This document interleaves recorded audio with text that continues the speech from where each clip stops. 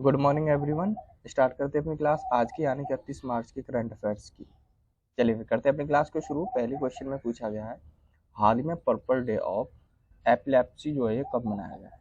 तो ये मनाया गया है 26 मार्च को। 26 मार्च को purple day of epilepsy day के रूप में ये मनाया जाता है। बात कर रहे हैं क्यों मनाया जाता है। जो वर्ल्ड पर्पल डे को जो है आप मिर्गी को लेकर जागरूकता फैलाने वाले दिन के तौर पर भी जान सकते हैं, यानी कि मिर्गी को लेकर जो जागरूकता फैलाने के लिए भी ये दिवस जो है ये मनाया जाता है। क्लास अच्छी लगा लाइक शेयर जरूर किया करो और सब्सक्राइब भी कर लिया करो। डेली डेली जो करंट अफेयर्स क्लास है वो आती रहे आपके पास, ठीक है ना। चलिए अब चलते हैं नेक्स्ट क्वेश्चन पे। नेक्स्ट क्वेश्चन में पूछा गया है हाल ही में लुइस मोंटेग्रो को किस देश के नए प्रधानमंत्री के रूप में नियुक्त किया गया है या नामित किया गया है।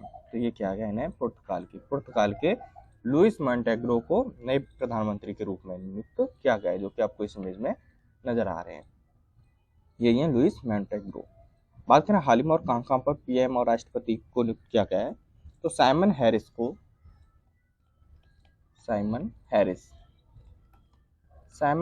को आयरलैंड के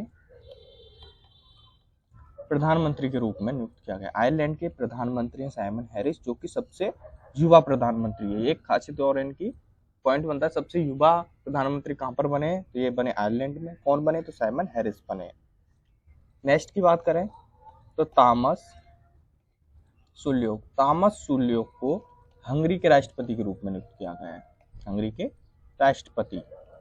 जो राष्ट्रपति हुए तामस सुल्योक जो है ये तामस सुल्योक हंगरी के नए राष्ट्रपति के रूप में नियुक्त किया गया है। नेक्स्ट की बात करें तो फेलेटी टियो जो है तुवालू के नए प्रधानमंत्री नियुक्त किए गए तुवालू देश के। नेक्स्ट की बात करें तो अलेक्जेंडर स्टब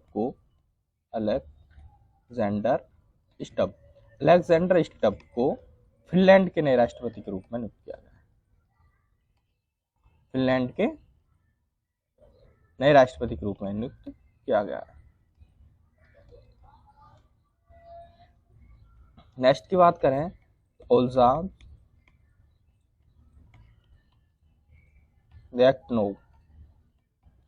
याक्टनोव को कजाकिस्तान के नए प्रधानमंत्री के रूप में नियुक्त किया गया। प्रधानमंत्री की नियुक्त की तो हाल ही में ये न्यू राष्ट्रपति और प्रधानमंत्री नियुक्त किए गए अन्य देशों में, जो कि आपको एक।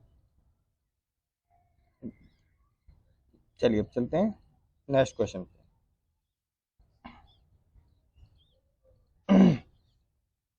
नेक्स्ट क्वेश्चन की बात करें तो हाल ही में किसे यूपीएससी के निदेशक नियुक्त किया गया। यूनियन पब्लिक सर्विस कमीशन के नए निदेशक किसे नियुक्त किया गया है, तो ये किया गया हंसराम मिश्रा को यूपीएससी के निदेशक ने नियुक्त किया गया है। बात करें यूपीएससी के बारे में, यूनियन पब्लिक सर्विस कमीशन के बारे में, तो इसकी जो स्थापना है वो 1 अक्टूबर 1926 को इसकी स्थापना हुई थी।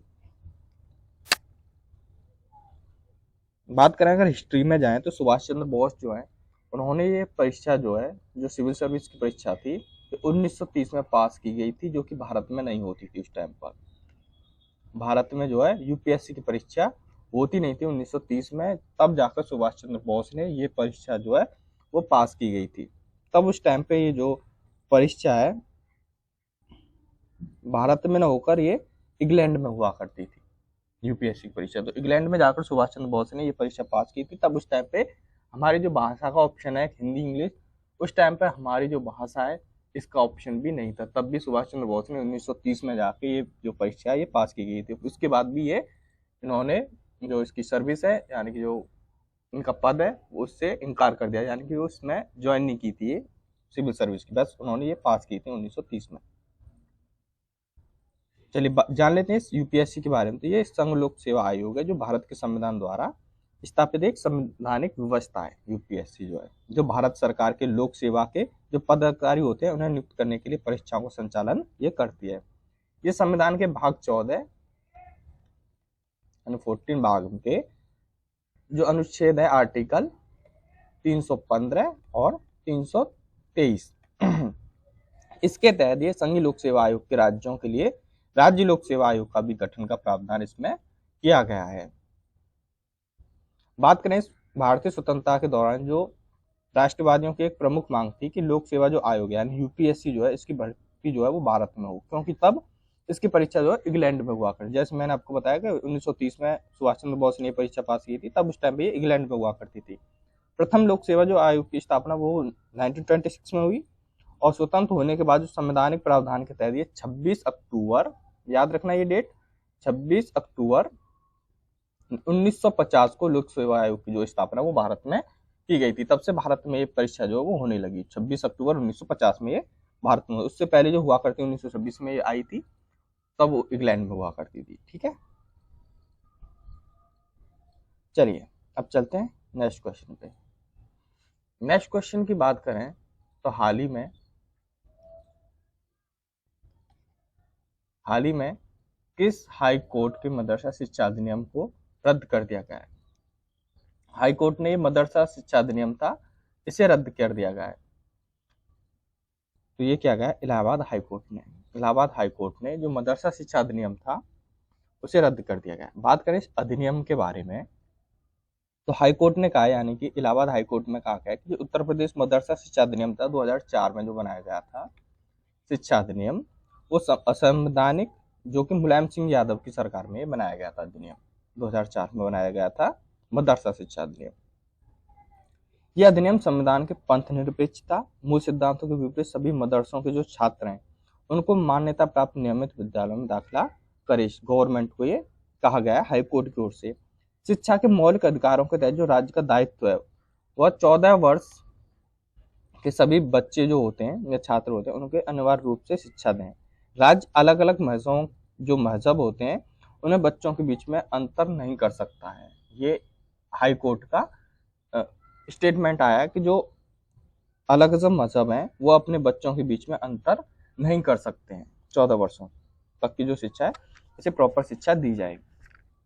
कोर्ट के इस अधिनियम को यूनिवर्सिटी ग्रांट कमीशन एक्ट की धारा 22 जो कि आता है यूनिवर्सिटी ग्रांट कमीशन एक्ट, इसके विरुद्ध इसे पाया गया है और सरकार को आदेश दिया गया है कि मदरसों में पढ़ने वाले जो भी छात्र हैं उनको विभिन्न बोर्ड के नियमों को स्कूलों में समायोजित किया जाए। ये हाई कोर्ट ने अपना जजमेंट दे दिया है जितनी भी राज्य सरकार है उन सभी के लिए।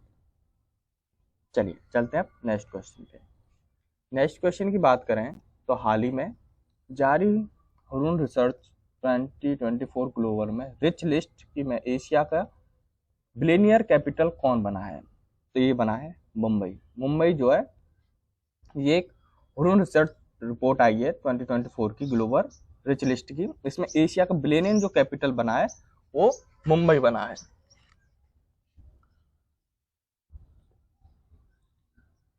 मुंबई ने इससे पहले जो था वो था बीजिंग को इसने पीछे छोड़ दिया है और उसके बाद जो बना है वो मुंबई बना है। चलिए अब चलते हैं नेक्स्ट क्वेश्चन पे। नेक्स्ट क्वेश्चन की बात करें तो हाल ही में किसे 2024 का एबेल जो पुरस्कार है इससे सम्मानित किया गया है? तो ये क्या गया? मिशेल टेलाग्रेट को 2024 का एबेल पुरस्कार से इन्हें सम्मानित किया गया है, जो कि आपको इस इमेज में नजर आ रहे हैं। चलिए जान लेते हैं हाल ही में और किस किस को अवार्ड दिए गए हैं, उनसे सम्मानित किया गया। तो नीदरलैंड के इरास्मस पुरस्कार से 2024 का इंग्लैंड का इरास्मस से अमिताभ घोष को सम्मानित किया गया है। अमिताभ घोष को इससे सम्मानित किया गया है। नेक्स्ट की बात करें तो मिस वर्ल्ड ह्यूमैनिटेरियन अवार्ड से नीता अंबानी को सम्मानित किया गया है। नीता अंबानी को मिस वर्ल्ड ह्यूमैनिटेरियन अवार्ड से सम्मानित किया गया है। नेक्स्ट की बात करें तो रिकेन यामामोटो को 2024 का पित्जर पुरस्कार जो कि आर्किटेक्चर के फील्ड में दिया जाता है इससे सम्मानित इन्हें किया गया है। नेक्स्ट की बात करें तो भारत को खसरा और रुबेला चैंपियन का पुरस्कार मिला है। जो मिला है भारत को खसरा और रुबेला चैंपियन का पुरस्कार। चलिए अब चलते हैं नेक्स्ट क्वेश्चन पे। नेक्स्ट क्वेश्चन की बात करें तो हाल ही में किसी महंगी उपन्यास जिसका नाम है फूल बहादुर, इसका अंग्रेजी में अनुवाद लॉन्च किया गया है। महंगी उपन्यास फूल बहादुर का अंग्रेजी में अनुवाद लॉन्च किया गया, किसके द्वारा किया गया है? तो ये किया गया मनोज सिन्हा के द्वारा। मनोज सिन्हा ने महंगी उपन्यास फूल बहादुर का अंग्रेजी में अनुवाद किया गया है, ठीक है ना, फूल बहादुर उपन्यास का। चलिए अब चलते हैं नेक्स्ट क्वेश्चन पे। नेक्स्ट क्वेश्चन की बात करें तो हाल ही में किसे 2024 के एयर ट्रांसपोर्ट अवार्ड से एयरलाइन ऑफ द ईयर जो है वो नामित किया गया है। ये किसे किया गया? ये किया गया इंडिगो को।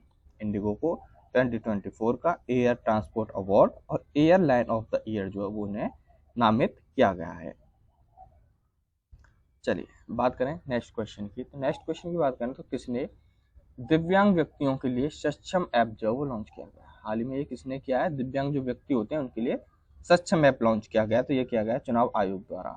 चुनाव आयोग ने दिव्यांग जो व्यक्ति होते हैं उनके लिए सक्षम ऐप लॉन्च किया है, जो किया गया है उनकी वोट के लिए। लोकसभा इलेक्शन जो आ रहे हैं इनके लिए ये चुनाव आयोग ने दिव्यांग व्यक्तियों के लिए ऐप लॉन्च किया गया है। चलिए चलते हैं नेक्स्ट क्वेश्चन पे। नेक्स्ट क्वेश्चन की बात करें, नेक्स्ट क्वेश्चन में पूछा गया हाल ही में ऑस्ट्रेलियन ग्रां प्री 2024 जो है ये किसने जीता है? तो ये जीता है कार्लोस सेंज ने। कार्लोस सेंज ने ऑस्ट्रेलियन ग्रां प्री 2024 जो है ये अपने नाम किया है। चलिए चलते हैं नेक्स्ट क्वेश्चन पे। नेक्स्ट क्वेश्चन की बात करें तो हाल ही में Xiaomi ने अपना पहला इलेक्ट्रॉनिक वाहन SUV जो है ये लॉन्च किया गया है। तो Xiaomi द्वारा अपना पहला एक इलेक्ट्रॉनिक वाहन लॉन्च किया गया। ये कहाँ पर किया गया है? तो ये किया गया है चीन में।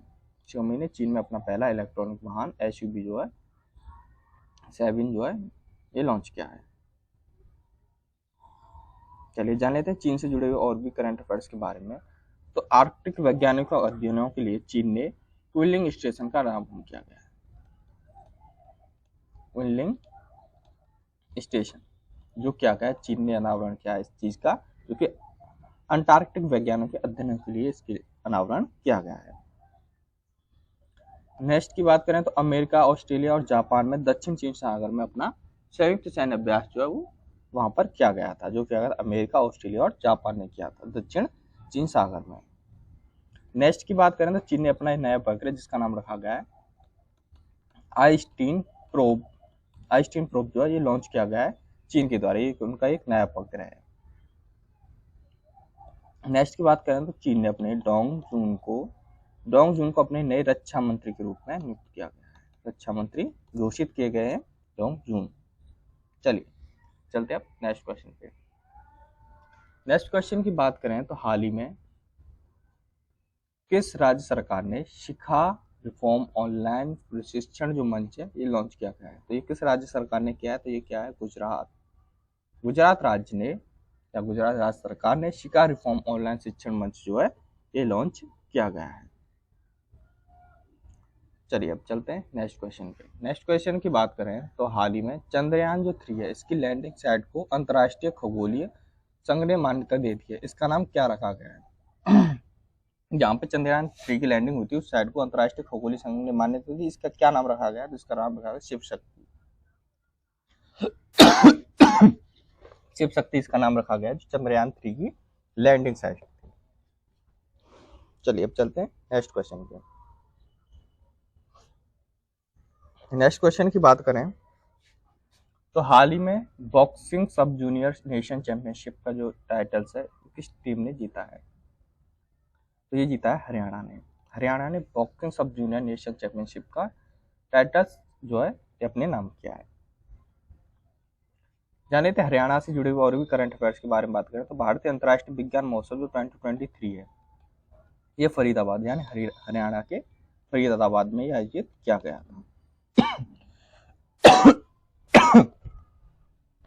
धन्यवाद। आज के लिए बस इतना ही। क्लास अच्छी लगी हो लाइक शेयर जरूर करना, सब्सक्राइब भी कर लेना।